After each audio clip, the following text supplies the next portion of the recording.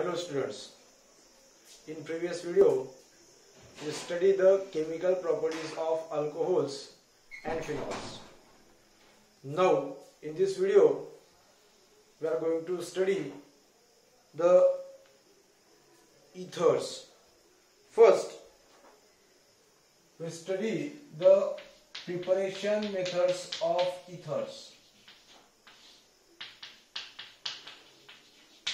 Methods of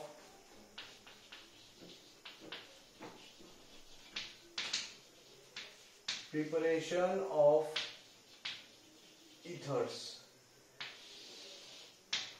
विद्यार्थी मित्रांनो, आज आपण इथर्सला सुरुवात करतोय. आतापर्यंत आपण अल्कोहोल्स आणि फिनॉल्स यांच्या पूर्ण टॉपिकला कव्हर केलं आणि आज आपण इथर्सला सुरुवात करतोय. इथर्सचा जो आज पहिला टॉपिक आपण घेणार आहोत, methods of preparation of ethers. इथर्सला आपण कोणत्या कोणत्या मेथड्सने प्रिपेअर करू शकतो ते आपल्याला आज बघायचे. त्याच्यातली पहिली जी मेथड आहे ती आहे dehydration of alcohols.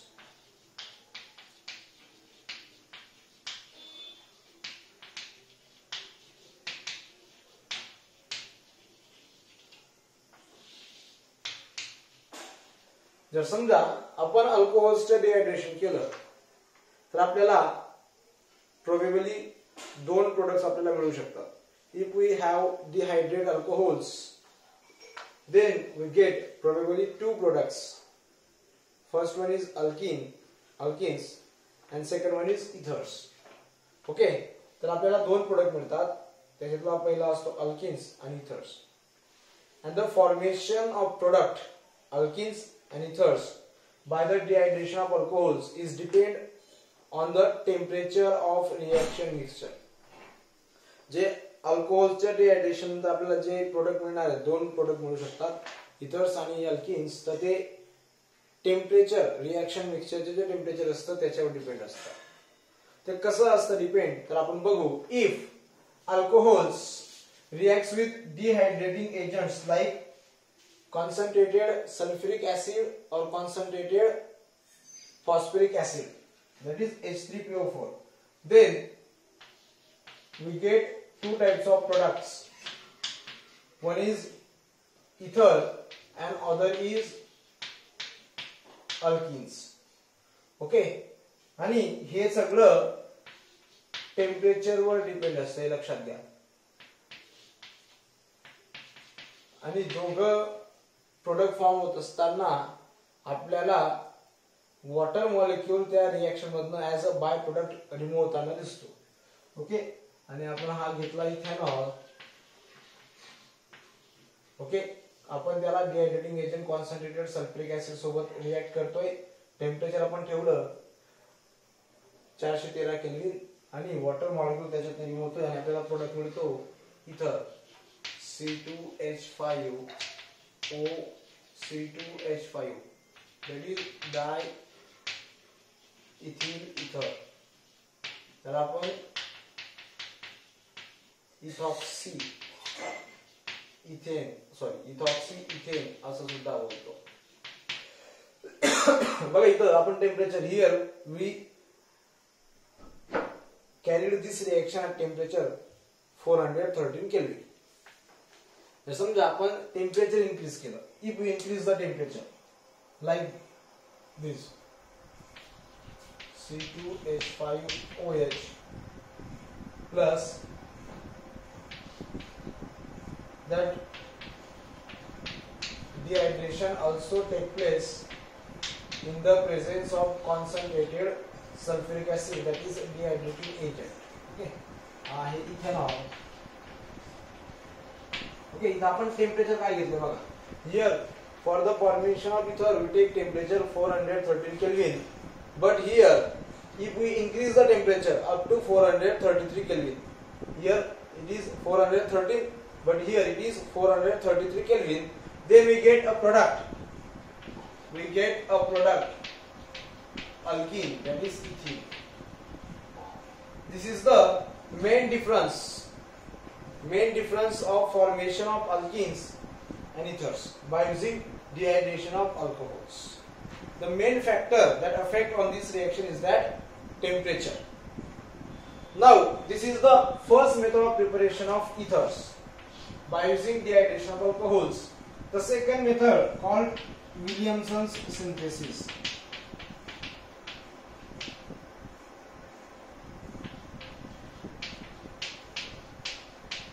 Williamson's synthesis.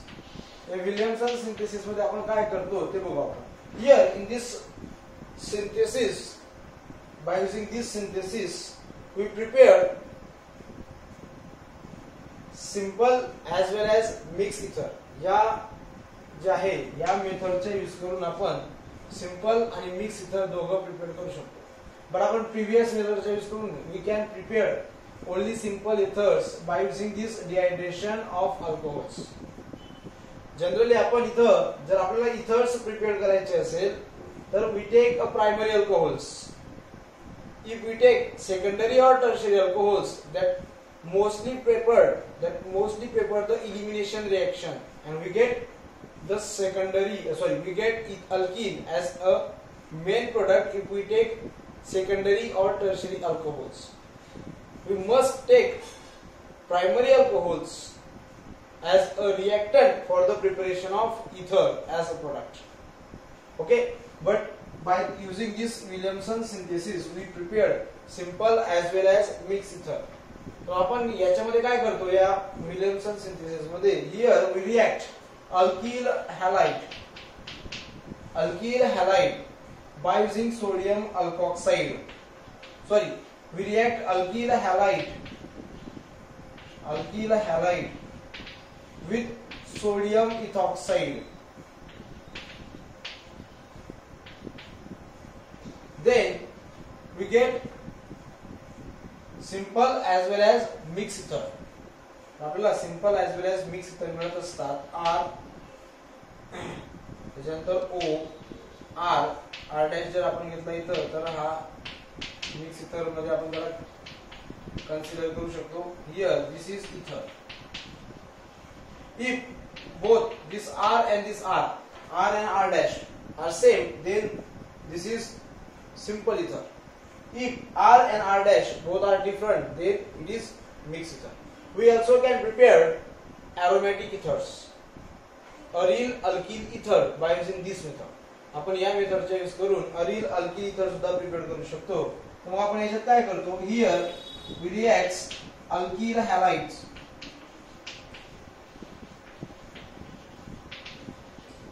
with sodium phenoxide.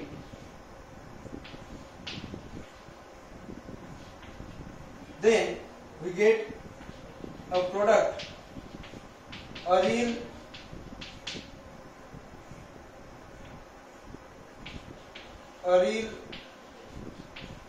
alkyl ether. Okay, we can prepare this type of ethers by using Williamson's synthesis. Here the alkyl halide used, it must be a primary. इथं आपण जो alkyl halide product घेणार आहोत that must be a primary. तो प्रायमरीच पाहिजे. मग secondary किंवा tertiary का नको? When we take here a primary alkyl halide, then this reaction follows SN2 reaction mechanism. जर आपण इथं अल्किल हॅलाइड हा जर प्रायमरी घेतला तर हा SN2 रिएक्शन मेकॅनिझम जे असतं ते फॉलो करतो आणि आपल्याला इथर प्रोडक्ट मिळतो. If we take this alkyl halide as a secondary or tertiary, then it follows elimination reaction and we get the alkene as a product, not ether. तर समजा एक्झाम्पल घेऊ आपण याच्यासाठी. जर आपण याच्यासाठी समजा अल्किल halide समजा आपल्याकडे हा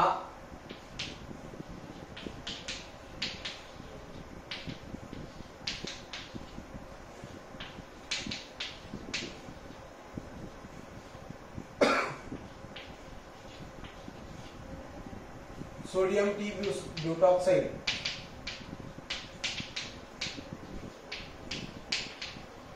ओके, आणि ज्यावेळेस आपण हा मिथिल ब्रोमाइड आहे म्हणजेच प्रायमरी अल्किल हॅलाइड आहे ओके, मी सांगितलं तुम्हाला की जर आपण प्रायमरी अल्किल हॅलाइड घेतला तर हा SN2 रिएक्शन मेकॅनिझम फॉलो करतो आणि आपल्याला इथर हा प्रोडक्ट मिळतो. ओके, मग हा काय करतो, as a nucleophile this sodium butoxide acts as a nucleophile and attack on this alkyl group by following SN2 reaction mechanism and we get a ether as product.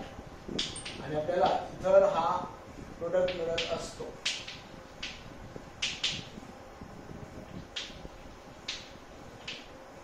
आणि आपल्याला हा प्रोडक्ट भेटला T butene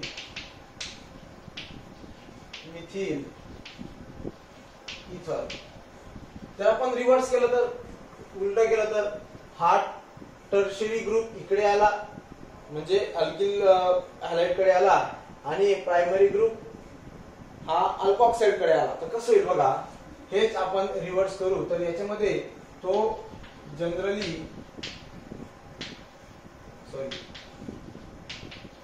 elimination reaction जो असतो त्याचा path तो follow करतो.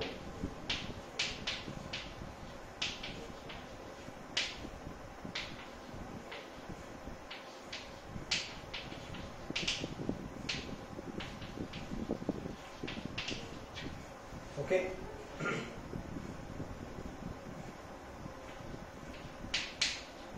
हा जो आहे हा इकडनं इलिमिनेशन रिएक्शनचा पाथ फॉलो करेल आणि काय होईल,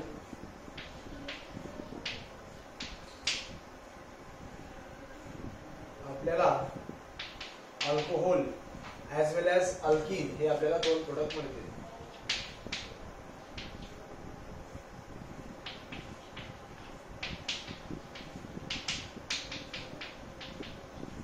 ओके, आपल्याला प्रोडक्ट मिळतोय अल्कोहोल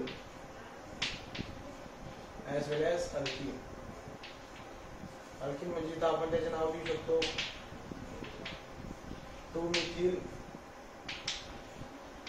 टोप 1 इन. ओके, आणि आपल्याला हा मिथेनॉल भेटला. ओके, म्हणजे इथं हा जो अल्कोऑक्साइड ग्रुप आहे this alkoxide group acts as base here. हा अल्कोऑक्साइड जो ग्रुप आहे इथं याने बेस म्हणून काम केलं. लक्षात, या अल्कोऑक्साइड ग्रुपने इथं काय काम केलं, बेस म्हणून. But here this alkoxide group acts as a nucleophile. आणि इथं या अल्कोऑक्साइड ग्रुपने काय म्हणून काम केलं, न्यूक्लियोफाइल म्हणून काम केलं. Okay, aryl halides generally aryl halides do not show Williamson synthesis. म्हणजे जर आपण इथं अरिल हॅलाइड्स घेतले, हा इथं आपण अल्किल हॅलाइड्स घेतोय, अल्किल हॅलाइड्सच्या जागी जर आपण अरिल हॅलाइड्स घेतली त्याच्यात बघा आपण काय घेतलंय, अल्किल हॅलाइड्स घेतलाय आणि सोडियम फिनॉक्साइड घेतलाय. ओके, पण जर इथं आपण अल्किल हॅलाइड्सच्या जागेवर जर अरिल हॅलाइड्स घेतले तर विलियमसन सिंथेसिसने आपण अरिल हॅलाइड्स घेऊन इथर्स प्रिपेअर करू शकत नाही. ओके, आता आपण पुढच्या टॉपिक कडे जाऊ आणि पुढच्या टॉपिकचे नाव आहे फिजिकल प्रॉपर्टीज ऑफ इथर्स. इथर्सच्या physical properties. Okay,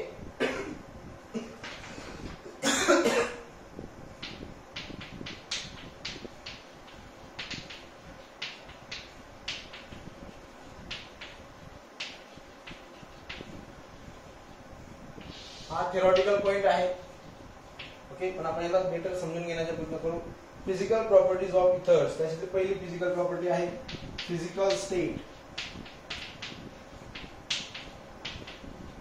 physical state and boiling points.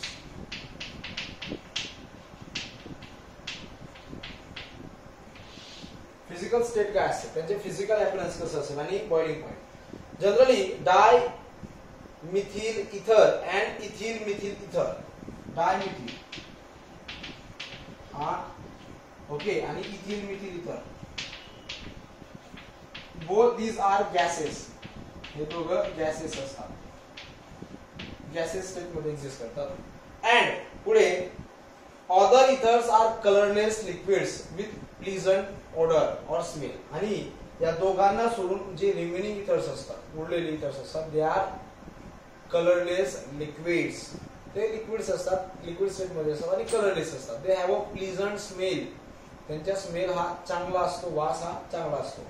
Lower ethers are highly inflammable and volatile. जे लोअर इथर्स असतात की ज्यांच्या मॉलिक्युलर वेट कमी आहे, ज्यांच्यामध्ये नंबर ऑफ कार्बन कमी असतात, जे ते व्होलाटाईल असतात, हायली व्होलाटाईल असतात आणि हायली इनफ्लेमेबल सुद्धा असतात. Here the boiling points of ethers increases with increasing molecular mass. जर आपण मॉलिक्युलर मास इन्क्रीज करत गेलो तर इथरचा बॉइलिंग पॉइंट सुद्धा काय होत जातो, इन्क्रीज होत असताना आपल्याला दिसतो. विथ एक्झाम्पल इथं आपण बघू. बघा आपण जर एक्झाम्पल घेतलं इथं आपल्याला एक्झाम्पल घेता येईल. याचा बॉइलिंग पॉइंट असतो 248 डिग्री सेल्सिअस. ओके, या इथिल मिथिल इथरचा बॉइलिंग पॉइंट असतो 284 डिग्री सेल्सिअस. आणि जर आपण दुसरा घेतला C2H5O C2H5O डाय इथिल इथर, याचा बॉइलिंग पॉइंट असतो 308 डिग्री सेल्सिअस. म्हणजे इथं काय होतं रे, if we increase the molecular mass then boiling point also increases. तो बॉइलिंग पॉइंट काय होतं, बरं इन्क्रीज होतं. आपण आता पुढची प्रॉपर्टी बघू, पोलॅरिटी. इथरला पोलॅरिटी असते का नाही, पोलर असतात का नाही ते आपल्याला ते बघायचे. Here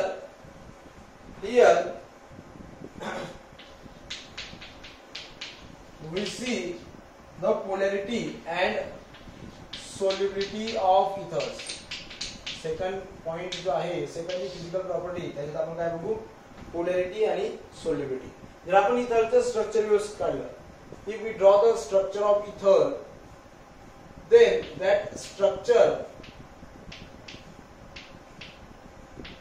shows the bond angle about 110 degree.